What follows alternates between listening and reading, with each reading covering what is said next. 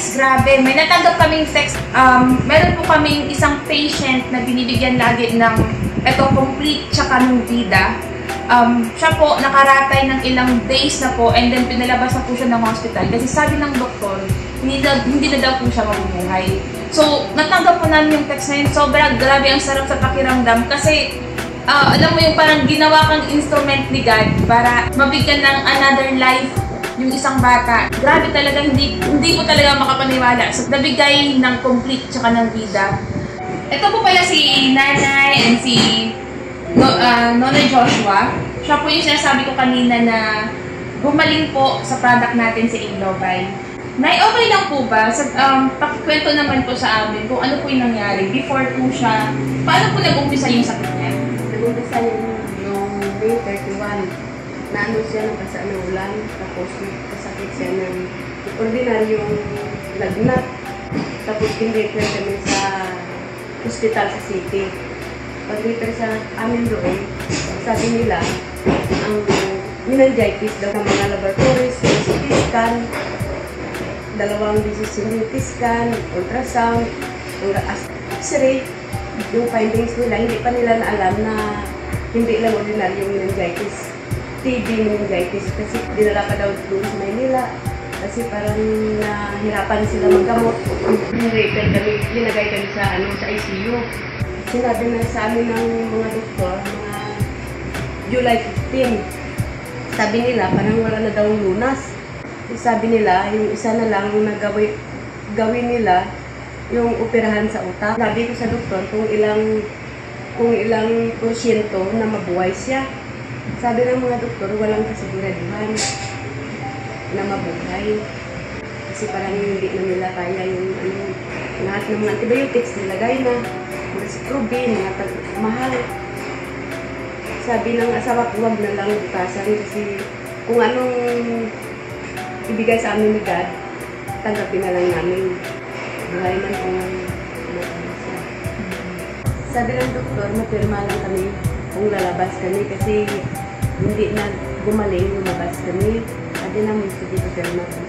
So, tanggapin na lang namin kung anong bigay ni God kung mamatay mo. Kasi wala na kami choice. So, nung mga ilang weeks po kayo sa hospital? 46 days. Sa 46 days wala talaga nangyari? Walang nangyari.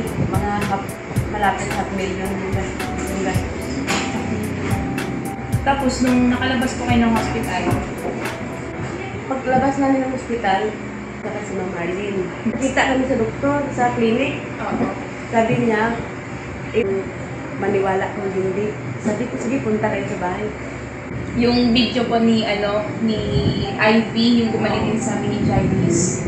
So, doon po kayo nabuhayan ulit ng pag-asa. Sabi ko, galing yan. Kasi, yun po, sobrang nakakatapak talaga ng puso. Sobrang, nung nabasa po namin yung text mo, sobrang, yung mga balahibo namin, as in, kasi first time po talaga namin na, kasi hindi namin ina-expect talaga, grabe yung, niya yung nakita namin yung una pa talaga tungkol sa bahay. Sobrang, di ba yung niya talaga siya, yung sobrang payat na. yung mga nerves ko, hindi na siya gumagalaw. Tapos yung tuhod niya, hindi na din ma-stretch. Ano po yung unang ininom niya? Yung complete, itong complete times a day. 3 times a day. Pag inom niya ng complete na 3 times a day, yung mga nerves niya, parang nagkagalaw. Yun ang tingnan ko yung magalaw. Kasi sabi mo, mga 2 weeks, tingnan ko yung mga nerves niya kung magalaw. Tapos, so within 2 weeks lang po ng complete, gumalaw na po yung mga nerves niya. Hindi niya naubos yung isang box lang. And then yung itong vida. Yung vida, yung isang sachet, 2 baso, yun ang ginamit ng anak ko yung bigay ng kapatid niya. After po after nang gumalaw na yung mga ugat niya, ano po yung next na improvement? Magalaw na yung mga katawan niya,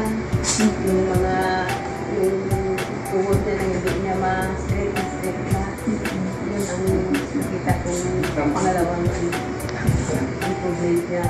At saka nakaupo. Oo, hindi siya makaupo. So, total po, mga ilang weeks at parang gumaling na talaga siya. 3 to 4 weeks. Ito 4 weeks.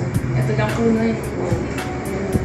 Salamat una sa lahat sa kay God. Binigyan niya ng pangalawang buhay yung anak ko at saka sa instrumento niya ng mga nagpunta sa bahay, si Ma'am Angel, si Ma'am Arlene, at si Ma'am Girly, at saka si Sir Edwin yan. Salamat sa kanila at sa Complete, sa Vida at sa mga Alliance, in Global Alliance. Salamat sa lahat.